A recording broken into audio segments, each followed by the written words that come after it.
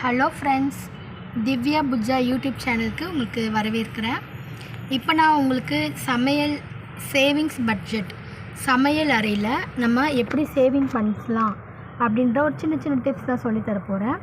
பிடிச்சிருந்தா லைக் பண்ணுங்கள், ஷேர் பண்ணுங்கள், சப்ஸ்கிரைப் பண்ணிக்கோங்க என் சேனலை. அப்போ தான் நான் போடுற அடுத்தடுத்த வீடியோ உங்களுக்கு வரும். ஓகேங்களா? இப்போ நம்ம வீடியோக்குள்ளே போகலாம்.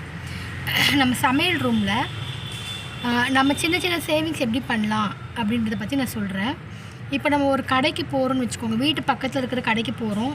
இப்போ ஒரு சேமியா பாக்கெட் வாங்குகிறோம், அதில் பார்த்திங்கன்னா 25 ரூபா நம்மளுக்கு ஆகுது.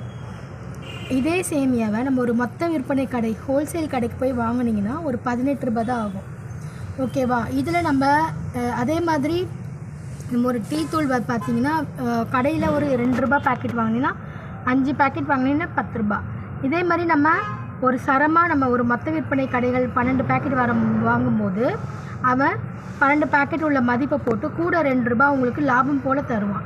அது நம்மளுக்கு சேமிப்பாகும். இதே மாதிரி தான் ஒரு சின்ன சின்ன விஷயத்துலையும் நம்ம மொத்த விற்பனை கடைகளில் நம்மளுக்கு 5 ரூபா 10 ரூபா நிறைய நம்ம கிலோ கணக்கில் வாங்கும் பொழுதோ இல்லை ஒரு அரை கிலோ கிராம் கணக்கில் வாங்கும் பொழுது ஒரு 5 ரூபா 10 ரூபா நம்ம மிச்சம் முடிக்கலாம்.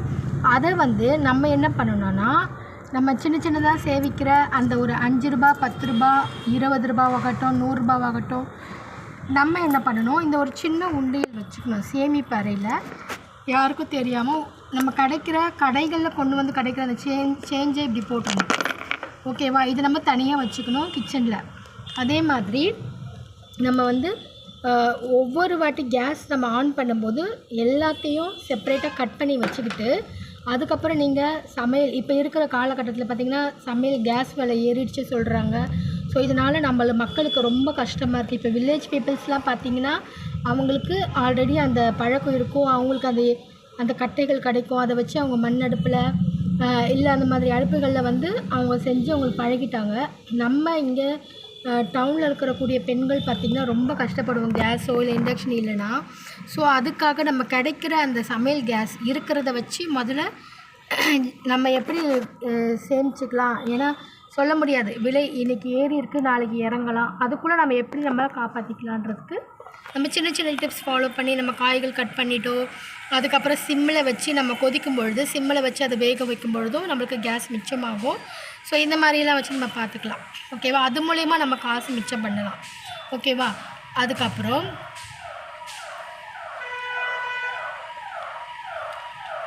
அதுக்கப்புறம் பார்த்திங்கன்னா நாணயம் சேவிங்ஸில் பார்த்திங்கன்னா நம்ம இந்த நான் ஆல்ரெடி சொல்லியிருப்பேன் இல்லையா, நம்ம சமையல் பொருள் வாங்கும் பொழுது சின்ன சின்ன நாணயங்கள் இந்த மாதிரி நோட்டுகள் கிடைக்கும் பொழுது அதை திருப்பியும் நம்ம மணி பர்ஸ்க்குள்ளே போடக்கூடாது. இதில் போட்டிங்கன்னா பார்த்திங்கன்னா மணி பர்ஸில் போட்டு நம்ம செலவு பண்ணுற மணி பர்ஸில் போட்டிங்கன்னா அதை நம்ம திருப்பி நம்ம எடுத்து செலவு தான் பண்ணணும். நம்ம என்ன பண்ணணும்னா, நம்ம கிடைக்கிற கையோட உண்டியில் போட்டுருவோம். அப்போ அதை நம்ம மிச்சம் பண்ணலாம். அப்புறம் காயின் சேவிங்ஸ், மணி சேவிங்ஸ், அப்புறம் அந்த பணத்தாள் சேவிங். இந்த பணத்தெல்லாம் நம்ம செலவு பண்ணாமல் அப்படியே நம்ம என்ன பண்ணணும், இப்போ எனக்கு இந்த ஹோல்சேலில் வாங்கும் பொழுது கிடைக்கிற இந்த ஒரு 10 ரூபா ஆகட்டும் 20 ரூபா ஆகட்டும் இல்லை ஒரு 50 30 அந்த மாதிரி ஒரு நோட்டுகளாகட்டும் நம்ம சேமித்து ஒரு மாதம் நம்ம கிடைக்கிற அமௌண்ட்டை இப்படி போட்டுடலாம். இதை போட்டதை நம்ம மறந்துடணும்.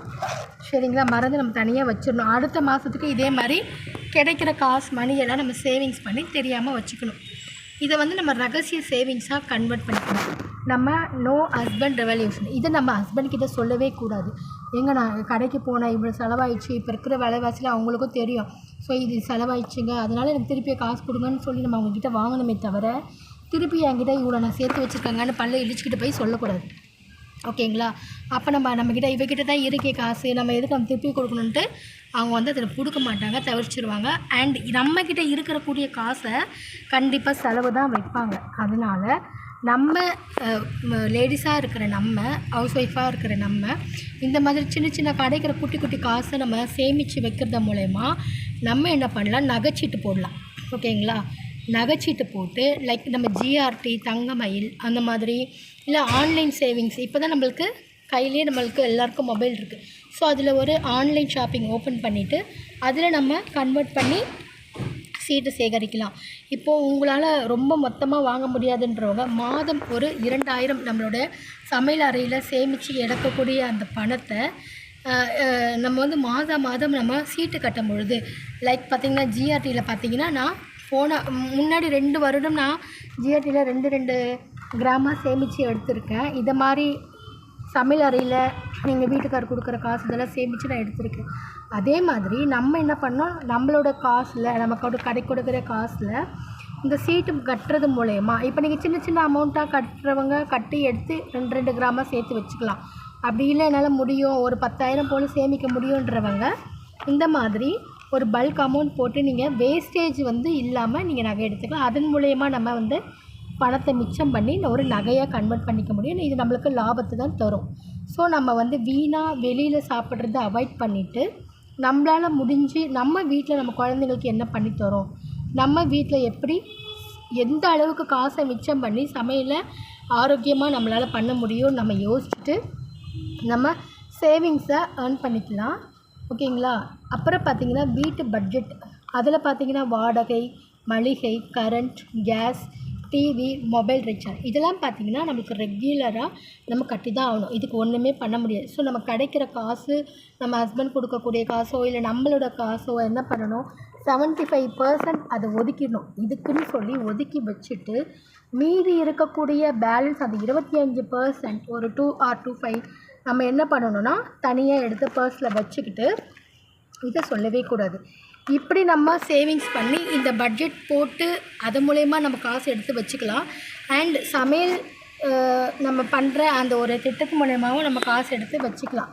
ஸோ இந்த மாதிரி நம்ம காசு சேர்த்து நம்மளால் முடிஞ்ச சின்ன சின்ன சீட்டோ நகை சேமிப்பு அதில் சேர்ந்து நம்ம வந்து சீட்டு போடுறதோ நம்மளுக்கு இப்போ ஒரு அவசர தேவைக்குனாலும் ஓகேங்களா, நம்மளோட நீட்ஸ் என்னவோ அதுக்கு தேவைப்படுற அந்த காசும் நம்ம லேடிஸாக இருக்கிற நம்ம அடுத்த கையை போய் நம்ம எதிர்பார்க்காம நம்ம ஒரு சுயமரியாதையாக யாருக்கும் தெரியாமல் கடை வாங்காமல் நம்ம சேமித்த பர்ஸ்லேருந்தே நம்ம எடுத்துகிட்டு செலவு பண்ணிவிட்டு திருப்பி நம்ம இதன் மூலயமா சேமித்து திருப்பி இதுக்குள்ளே வச்சுட்டு கௌரவமாக நம்ம வாழ்ந்துட்டு போகலாம். யார்கிட்ட போய் அக்கம் பக்கத்தில் நீங்கள் ₹1 கடன் கேட்டு பாருங்கள், நீ இதை எப்போ திருப்பி கொடுப்ப அப்படின்னு சொல்லி தான் நம்மளுக்கு கொடுப்பாங்க.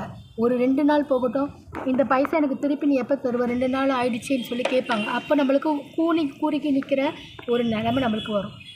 நம்ம ஹவுஸ் ஒய்ஃபாக இருக்கிற இதை நம்ம முன்னாடியே இதை ப்ரீ-பிளான் பண்ணி நம்ம காசு சேர்த்து வச்சு அவங்கக்கிட்ட போய் கடை வாங்காமல் நம்மளே ஒரு கௌரவமாக நம்ம பர்ஸ், நம்மளோட உண்டியல், நம்மளோட சேவிங்ஸை நம்ம பண்ணணும்னா நிச்சயமாக யார்கிட்டையும் கடை வாங்காமல் நம்மளோட வீட்டு வருமானத்துலேருந்து நம்ம கிடைக்கிற சேமிப்பு மூலயமா நாம் கௌரவமாக வச்சுக்க முடியும். லேடிஸாக இருக்கிற நம்ம நிச்சயமாக காசு விஷயத்தில் யாருக்கிட்டேயும் போயிட்டு ஒரு ₹5 ₹10 கூட நம்ம கடன் நீட்டாத அளவுக்கு நம்மளோட குடும்ப வருமானத்துலேயே நம்ம சேவிங்ஸ்லேயே அதை நம்ம பார்த்துக்கணும்.